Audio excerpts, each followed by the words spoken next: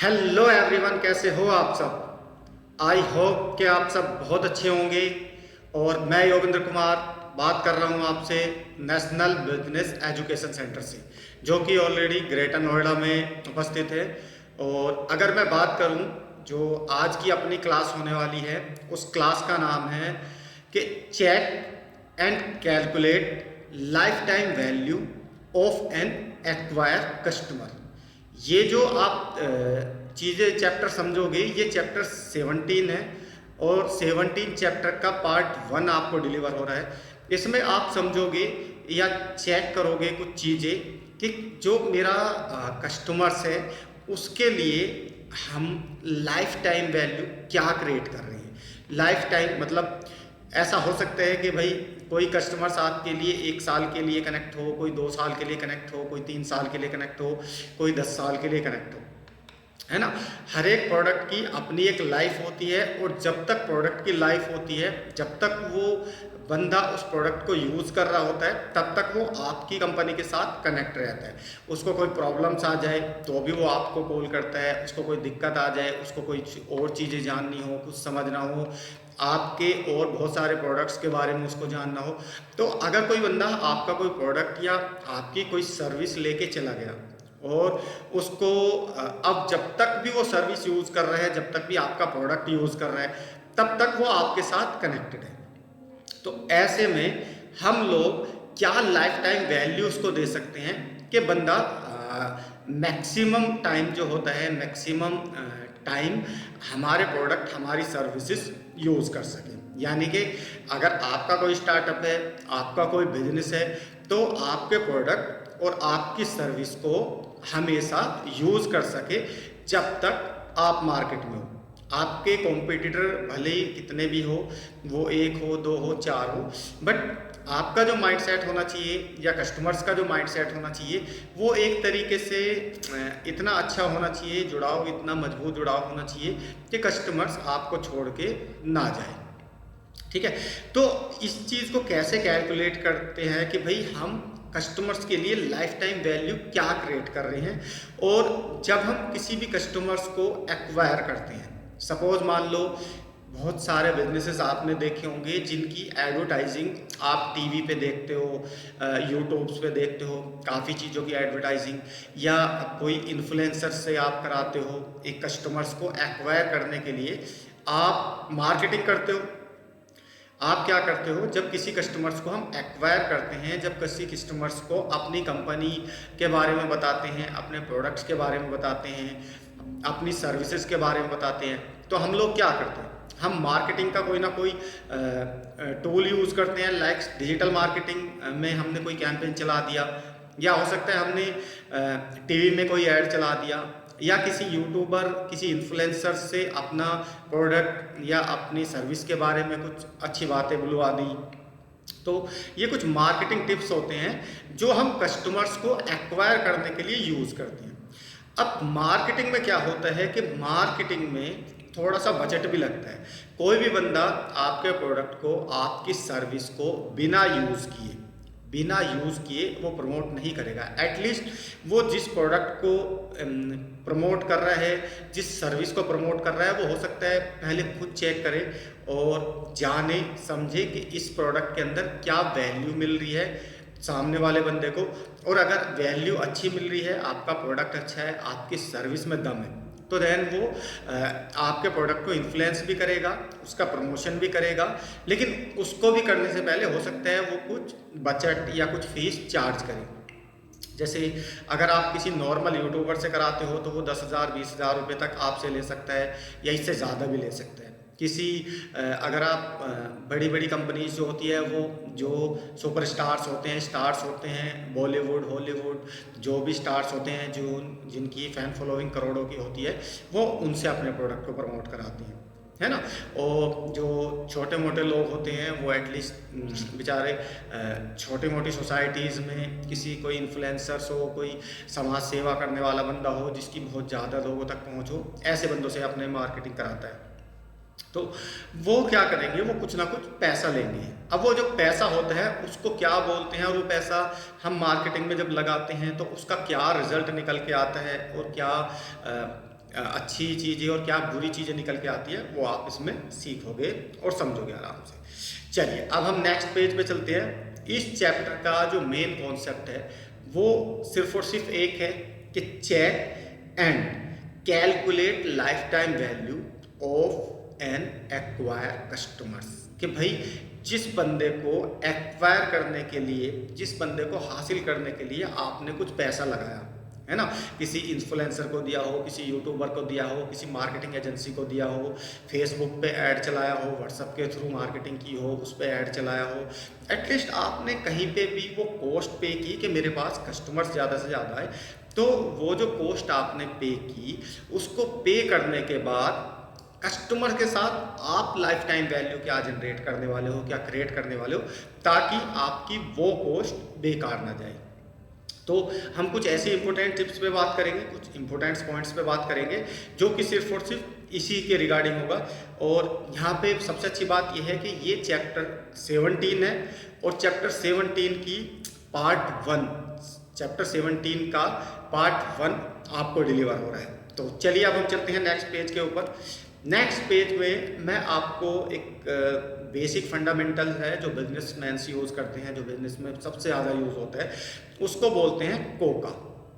Coca क्या होता है, अगर मैं इसकी फुल फॉर्म बताऊं तो कॉस्ट ऑफ कस्टमर एक्वाइजिशन। मतलब एक कस्टमर्स को आपने कितने पैसे दे के अपने पास लेके आए। मान लो सपोज कैसे, थोड़ा सा उसको भी समझते हैं। जैसे मान लो कहीं पे भी जब आप अपने प्रोडक्ट को प्रमोट करते हो या अपनी सर्विस को प्रमोट करते हो तो वहाँ पे एक मार्केटिंग बजट आपको लगाना होता है। जैसे मान लो आप अगर टीवी पे ऐड कराओगे तो वो भी कुछ ना कुछ पैसे लेंगे, पर्टिकुलर किसी चैनल पे ऐड कराओगे, किसी यूट्यूबर इन्फ्लुएंसर से आप ऐड कराओगे या प्रमोट कराओगे अपने प्रोडक्ट को, अपनी सर्विस को, अपने बिजनेस को, तो वो भी कोई ना कोई कॉस्ट लेगा।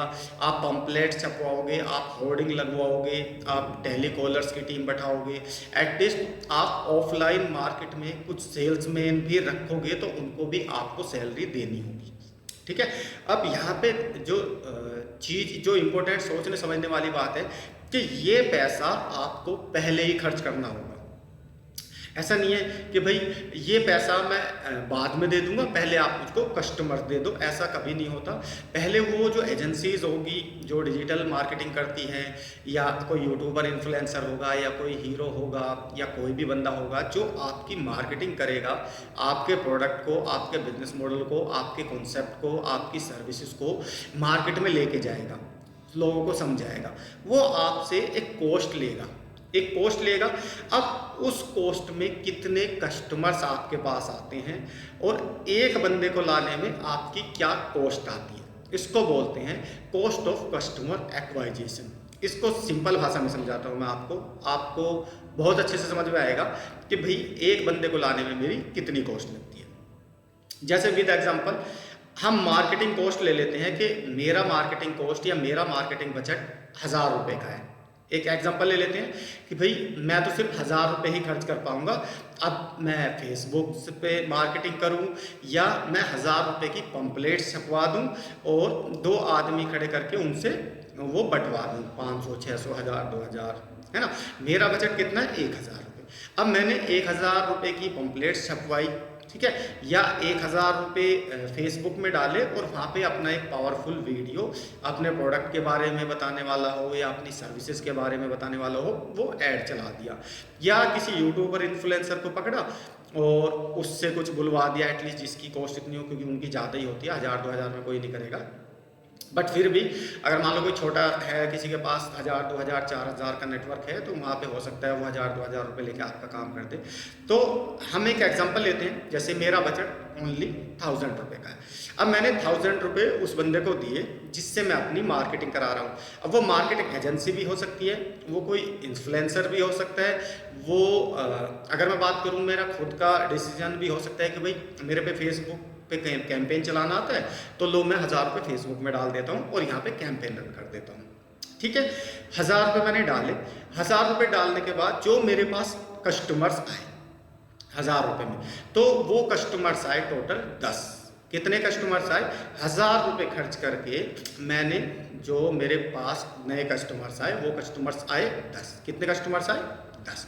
अब वो 10 कस्टमर्स वो हो सकते हैं कि भाई जिनको मेरा प्रोडक्ट परचेज करना हो या मेरी सर्विस लेनी हो, ठीक है। अब वो 10 कस्टमर्स आए मेरे पास। 10 कस्टमर्स में अब हमको ये देखना है कि इन 10 कस्टमर्स को लाने में जो मैंने टोटल 1000 रुपये की कॉस्ट लगाई है उसमें एक बंदा मुझको कितने रुपए का पड़ा, यानी कि एक कस्टमर्स लाने के लिए मुझको कितने रुपए खर्च करने पड़े। तो 10 से आप 1000 को डिवाइड कर दोगे, यानी कि एक बंदे को लाने में जो कॉस्ट आपकी आएगी वो आएगी 100 रुपये। यानी कि आपने जो कैंपेन चलाया था, जो ऐड चलाया था, जो मार्केटिंग की थी, आपने 1000 रुपये का बजट अपना रखा था, मार्केटिंग बजट, है ना, उसमें आपने वो की और 1000 रुपये में आपको 10 कस्टमर्स मिले, नए कस्टमर्स। अब 10 कस्टमर्स में जो एक बंदे की कॉस्ट आई वो आई 100 रुपये। इसको बोलते हैं कोका, यानी कि कॉस्ट ऑफ कस्टमर एक्वाइजिशन। अब इसको थोड़ा सा और डीपली समझो। अगर किसी का प्रोडक्ट बहुत ज़बरदस्त है, बहुत कॉस्टली है, तो ये बजट ज़्यादा भी हो सकता है, ऐसा नहीं है। ये मैं एक एग्जांपल के तौर पे समझा देता हूँ, क्योंकि आपने देखा होगा जो बड़ी बड़ी कंपनीज होती है और जो सुपरस्टार्स होते हैं या बड़े इन्फ्लुएंसर्स होते हैं वो कोई 2000 रुपये में नहीं आते, उनकी फैन फॉलोइंग ही करोड़ों रुपए की होती है, तो वो पैसा भी उसी हिसाब से लेते हैं। मान लो 50 लाख, 60 लाख, 1 करोड़, 2 करोड़, 10 करोड़, वो उसी हिसाब से पैसा लेते हैं। और जो उनकी फैन फॉलोइंग होती है वो बिजनेस भी फिर उसी हिसाब का करती है कंपनियाँ। तो ये डिपेंड करता है कि हमारा बिजनेस किस लेवल का है और हमारा बजट कितना है। अब चलते हैं हम यहाँ तक, तो आपको समझ में आ गया कि एक कस्टमर्स को लाने के ऊपर मेरी कितनी कॉस्ट हुई। अब जो कस्टमर्स आपके पास आए, 10 कस्टमर्स आपके पास आए, उनको आप लाइफ टाइम क्या वैल्यू देने वाले हो, यानी कि वो बंदे आपके साथ किस तरीके से कनेक्ट रहेंगे जब उनको कोई लाइफ टाइम वैल्यू मिलेगी। सपोज मान लो उनको अगर आपके पास आके आपके प्रोडक्ट की क्वालिटी अच्छी नहीं मिली, आपको उसको वैल्यू अच्छी नहीं मिली, उसको सर्विस अच्छी नहीं मिली, तो वो 10 के 10 भी चले जाएंगे आपके हाथ से। आपको क्या करना है, आपको इनको कुछ ऐसी वैल्यू देनी है, ऐसी वैल्यू जनरेट करके देनी है जो इनको आपके साथ बांधे रखे। अब लाइफ टाइम वैल्यू देने की बात आती है तो इसके कुछ क्रिटिकल पॉइंट्स होते हैं, कुछ फंडामेंटल्स होते हैं कि भाई आपने जो 10 कस्टमर्स एक्वायर किए उनको अब आपको कैसे यूटिलाइज करना है, कैसे उनसे ज़्यादा रेवेन्यू निकालना है, और कौन कौन से वो इम्पोर्टेंट फैक्टर्स होते हैं, पॉइंट्स होते हैं जिनको समझ के आप इन लोगों से ज़्यादा बिजनेस कर सकते हो। पहला पॉइंट आता है अपना one time revenue stream. One time क्या होता है कि भाई जैसे मान लो सपोज आपका जो प्रोडक्ट है वो वन टाइम सेलेबल है, कि भाई आपने जैसे एक मोबाइल होता है, एक मोबाइल आपने बनाया और किसी को सेल किया तो वो वन टाइम लेके जाएगा। लेकिन अगर मोबाइल की लाइफ टाइम वैल्यू देखी जाए कि भाई सपोज मेरा एक ब्रांड है, जैसे रियलमी होता है, ओप्पो होता है, वीवो होता है, एप्पल होता है, ऐसे बहुत सारे ब्रांड्स होते हैं। तो मेरे जो फ़ोन की जो लाइफ टाइम वैल्यू है वो वन टाइम अगर कोई बंदा परचेज़ करेगा तो 2 साल की लाइफ होती है एक फ़ोन की। अब अगर उस बच्चे को, उस बंदे को आपका फ़ोन बेहतरीन लगा, उसको बहुत ज़्यादा पसंद आया, उसको किसी तरह की दिक्कत नहीं आई, उसको बैटरी बैकअप में दिक्कत नहीं आया, उसको स्पेस में दिक्कत नहीं आया, उसको कैमरे से जो पिक्चर वो लेता है उसकी पिक्चर क्वालिटी में कोई दिक्कत नहीं आया, उसको उसका मोबाइल हैंग नहीं हुआ, है ना, 2-4 बार गिर भी गया और वो उसको कोई डैमेज भी नहीं हुआ, यानी कि उसको अगर बढ़िया लगी चीज़ तो वो दोबारा दूसरा मॉडल भी आपसे परचेज कर सकते हैं, तीसरा मॉडल भी परचेज कर सकते हैं, चौथा मॉडल भी परचेज कर सकते हैं। ठीक है, तो यहाँ पे लाइफ टाइम वैल्यू जो जनरेट होगी वो ये होगी, वो जितने बार आपसे प्रोडक्ट परचेज करेगा वो उतने टाइम के लिए आपको रेवेन्यू देता रहेगा। आपको जो लाइफ टाइम वैल्यू बनानी है, जो समझानी है, वो यही समझानी है कि आपका प्रोडक्ट, आपकी सर्विस बहुत ज़्यादा बेहतरीन और बहुत अच्छी होनी चाहिए, ताकि जो भी बंदा आपके साथ आ जाए वो बंदा आपको छोड़ के ना जा सके। अब चलते हैं दूसरे क्रिटिकल पॉइंट्स पे। दूसरा है recurring revenue stream. Recurring revenue क्या होता है कि भाई अगर आपका बिजनेस कुछ इस तरह का है कि कस्टमर्स बार बार आ जाए, बार बार मतलब मैं एक एग्जांपल दे देता हूँ आपके पास, एक स्कूल का एग्जांपल ले लेते हैं। जैसे मान लो स्कूल्स की अगर मैं बात करूं, कॉलेजेस की बात करूं, तो आजकल एजुकेशन को भी लोग बागों ने बिजनेस से जोड़ दिया है। और ऑलरेडी अगर मैं बात करूं तो बिजनेस माइंडसेट के हिसाब से इनको ओपन भी करते हैं कुछ लोग, क्योंकि इसमें क्या होता है ना, एक बच्चे को एक्वायर करने में उनकी कॉस्ट बहुत कम आती है, लेकिन अगर 12th तक का कोई स्कूल है तो वो फर्स्ट क्लास से बैठेगा और 12 साल तक उनके पास रहेगा। तो यहाँ पे रेकरिंग रेवेन्यू जो जनरेट होता है, जैसे मान लो उन्होंने एक बच्चे की फीस 500 रुपये रखी, ठीक है, और एक क्लास में 10 बच्चे हैं, तो तुम्हारा 5×50 यानी कि महीने का 5,000 रुपये रेकरिंग हो गया। वो रेकरिंग आना है, वो 1-2 साल के लिए नहीं, कंटिन्यू 12 साल के लिए आना है। इसको हम रेकरिंग रेवेन्यू मॉडल बोल सकते हैं। या फिर जैसे मंथली रिचार्ज, मोबाइल्स का रिचार्ज आप कराते हो, मंथली कराते हो, तो ये जो मॉडल्स होते हैं ये होते हैं रेकरिंग रेवेन्यू मॉडल्स। अगर आपका कोई प्रोडक्ट या आपकी कोई सर्विस ऐसी है जिसमें आप रेकरिंग रेवेन्यू मॉडल्स बना रहे हैं, आप कुछ ऐसा दे रहे हैं कि भाई वो बार बार आपसे परचेज करता रहे, बार बार आपसे परचेज करता रहे, तो सिंपल सी बात है, आपका भी एक रेकरिंग रेवेन्यू मॉडल्स बन सकता है और बहुत अच्छे से आप इसको चला सकते हो। अब ये कहाँ कहाँ पे यूज़ होता है मैं बता देता हूँ। जैसे मान लो आपने कोई ट्रांसपोर्ट कंपनी खोल ली, तो वहाँ पे ऑलरेडी जनरेट होता है भाई, सवारी डेली आने जाने वाली होती है। या फिर आपने कोई जैसे मान लो स्कूल्स का मैंने एग्जांपल दिया, या मैंने तुम्हें नेटफ्लिक्स का एग्जांपल आप ले सकते हो कि वहाँ पे सब्सक्रिप्शन बेस है। वो वहाँ पे क्या है, मान लो 600 रुपये में वो पूरे महीने के लिए आपको अनलिमिटेड मूवीज़ देते हैं, अनलिमिटेड वेब सीरीज़ देते हैं, अनलिमिटेड सब कुछ देते हैं, है ना। और बच्चे को जब एक बारी चस्का लग जाता है, उसको आदत लग जाती है, तो वो बिना रिचार्ज के रह नहीं पाता और वो रेकरिंग रेवेन्यू मॉडल्स में कन्वर्ट हो जाता है, मजबूरी हो जाती है उसकी। अभी कुछ लोगों को आप देखना, जब से जियो ने डेटा फ्री बांटा था, उससे पहले कुछ लोग क्या थे कि अगर मोबाइल में इंटरनेट ना हो तो भी काम चल जाता था। क्यों? क्योंकि 1 GB मिलता था और पूरे महीने में उसको यूज़ करना होता, तो वो बस 1-2 मिनट के लिए इंटरनेट यूज़ करता था, कुछ खास चीज़ें नोट करता था और बंद कर देता था, है ना। क्यों? क्योंकि उस टाइम उनको आदत नहीं थी, उनको इसकी लत नहीं लगी हुई थी, ठीक है। तो बिना इंटरनेट के भी हम मोबाइल यूज़ करते थे जब तक जियो ने इंटरनेट फ्री नहीं किया था। लेकिन जैसे ही जियो ने इंटरनेट को पहले 3 महीने के लिए, फिर 6 मंथ के लिए, फिर 9 मंथ के लिए, फिर 1 साल के लिए, फिर उसके बाद 1.5 साल तक फ्री ऑफ कॉस्ट दिया। और बाद में क्या है, जैसे मान लो सपोज जैसे ही वो इंटरनेट बंद होता था, तो कहीं ना कहीं हम बेचैन से हो जाते थे, कहीं ना कहीं हमें दिक्कतें होने लगती है। क्यों? क्योंकि हम इतने ज़्यादा एडिक्टेड हो जाते हैं इंटरनेट्स के, व्हाट्सएप के, फेसबुक के, यूट्यूब के, कि उसके बिना रह ही नहीं जाता। आज अगर आपके फ़ोन में इंटरनेट ना हो तो आप कैसा महसूस करोगे? अगर मैं बात करूं तो आप जो है ना बेचैन हो जाओगे, क्योंकि सारा काम इंटरनेट से होता है। आजकल आपको कोई मूवी देखनी हो, आपको कुछ सर्च करना हो, आपको डिजिटल पेमेंट करनी हो, आपको कुछ भी करना हो, आप इंटरनेट से ही करोगे।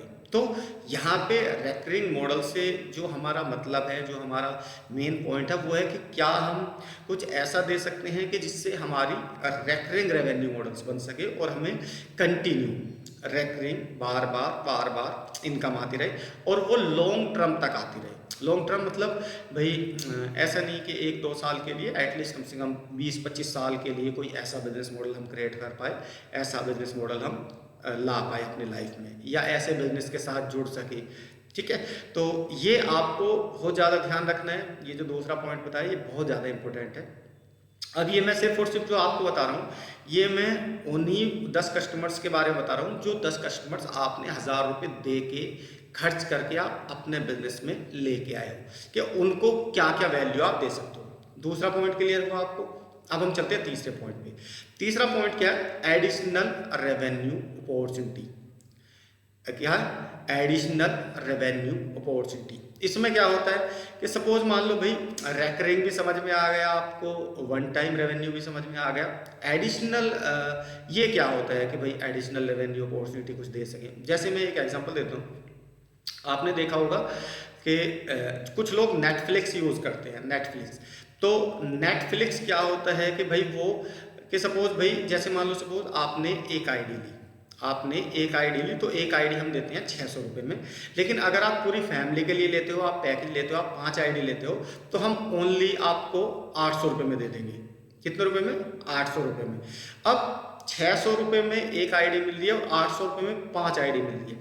तो जो बंदा समझदार होता है वो क्या करता है, यार ठीक है, मम्मी भी अलग रहती है, पापा भी अलग रहते हैं, भैया भाभी भी है और भी है, तो क्यों ना यार, पैसा बच रहा है ऑलरेडी, कहाँ 600 रुपये की एक और कहाँ 800 रुपये की या 1000 रुपये की 5, तो मुझको तो 4 गुना ज़्यादा प्रॉफिट हो रहा है। तो वो एडिशनल हो गया, वो बिल्कुल एडिशनल कॉस्ट होगी कि भाई आपने ऑलरेडी उनसे कम उसमें पैसा ले लिया, उनको ज़्यादा सर्विस दे दी। अब उसमें क्या, उसको कॉस्ट सेव हो गई और आपको कुछ ज़्यादा रेवेन्यू जनरेट हो गया। ठीक है, तो ये तीसरा पॉइंट था कि क्या आप कुछ एडिशनल, कुछ ऐसा रेवेन्यू मॉडल जनरेट कर सकते हो जिससे आप कुछ ज़्यादा माल सस्ते प्राइस में ज़्यादा प्रॉफिट कर सको, अपनी कंपनी का ज़्यादा रेवेन्यू जनरेट कर सको। ठीक है, ये 3 इंपॉर्टेंट मैंने पॉइंट्स आपको बताए हैं जिसमें आप लाइफ टाइम वैल्यू ऐड कर सकते हो अपने कस्टमर्स के साथ। अब जो बाकी के बचे 4 पॉइंट्स जो बहुत ज़्यादा क्रिटिकल है आपके लिए, इनकी बात मैं आपसे कल करूँगा पार्ट 2 के अंदर, ताकि आपको क्या है ना, थोड़ा थोड़ा समझ में आना चाहिए, आपको पूरी क्लैरिटी होनी चाहिए कि जो चीज़ें यहाँ पे समझाई जा रही है वो आपकी लाइफ में वैल्यू भी ऐड करने वाली होनी चाहिए, आपके बिजनेस में कुछ ना कुछ वैल्यू ऐड करे, आपको बेनिफिट्स हो इस चीज़ का, आपकी समझ में आए कि एक्चुअल में हम जो पैसा खर्च करते हैं मार्केटिंग में, है ना, अपने मार्केटिंग कॉस्ट में जो भी पैसा हम खर्च करते हैं, चाहे वो पैम्पलेट छपवाने में हो, होर्डिंग लगवाने में हो, या फिर कस्टमर्स को एक्वायर करने के लिए हो, जो भी हम बजट खर्च करते हैं उसका आपको नुकसान नहीं होना चाहिए, क्योंकि अगर आपको नुकसान होगा तो आप अच्छे से बिजनेस नहीं कर पाओगे, आपको दिक्कतों का सामना करना पड़ेगा। तो हमारा जो मेन कॉन्सेप्ट है वो यही है कि आपको वो ज़रूरी चीज़ें, वो अच्छी चीज़ें सिखाई जाए जो आपके लिए वैल्यूबल हो और जो आपके लाइफ में वैल्यू ऐड करती हो। तो आज के लिए इतना ही। अगर मेरी वीडियो आपको अच्छी लगी हो तो please like, share and subscribe ज़रूर कर देना। और आज के लिए इतना ही, मिलते हैं अपने पार्ट 2 के अंदर, जिसमें मैं आपको समझाऊंगा पॉइंट नंबर 4, 5, 6 और 7। ये और भी ज़्यादा इंपॉर्टेंट्स हो जाते हैं आपके लिए जब आप कस्टमर कॉस्ट ऑफ कस्टमर एक्वाइजिशन को समझने के लिए हिसाब से यहाँ पे पढ़ाई करते हो या समझने की कोशिश करते हो। ये बहुत क्रिटिकल पॉइंट्स होते हैं, क्योंकि आपको नए कस्टमर्स लाने के लिए मार्केटिंग करनी होगी। नए प्रोडक्ट को भी अगर आप प्रमोट करोगे, सपोज मान लो आपका कोई प्रोडक्ट है और वो ऑलरेडी मार्केट में काफ़ी अच्छा चल गया, अब आपने कोई नया प्रोडक्ट प्रमोट करना है तो भी आपको इस स्टेप की ज़रूरत पड़ेगी। इस पूरे के पूरे जो 8 के 8 पॉइंट्स इनको समझने की ज़रूरत पड़ेगी, क्योंकि इसके बिना बिजनेस अधूरा होता है। बड़ी बड़ी कंपनीज़ को आपने देखा होगा, कभी किसी प्रोडक्ट का ऐड लेके आ जाती है, कभी किसी प्रोडक्ट का ऐड लेके आ जाती है, कभी किसी प्रोडक्ट का ऐड लेके आती है। वो क्यों लेके आ जाती है, वो क्यों इतना ज़्यादा पैसा करती है? क्योंकि लोगों को पता लगना चाहिए कि आपके पास क्या क्या है और क्या किस वैल्यू के साथ आया है मार्केट में, है ना, कौन सा प्रोडक्ट क्या बेनिफिट दे रहा है आपको। तो आज के लिए इतना ही। अगर मेरी वीडियो आपको अच्छी लगी हो तो please like, share and subscribe जरूर कर देना। और मिलते हैं पार्ट 2 के अंदर, चैप्टर 17 का पार्ट 2 ऑलरेडी कल डिलीवर होगा आपको। तो थैंक यू सो मच।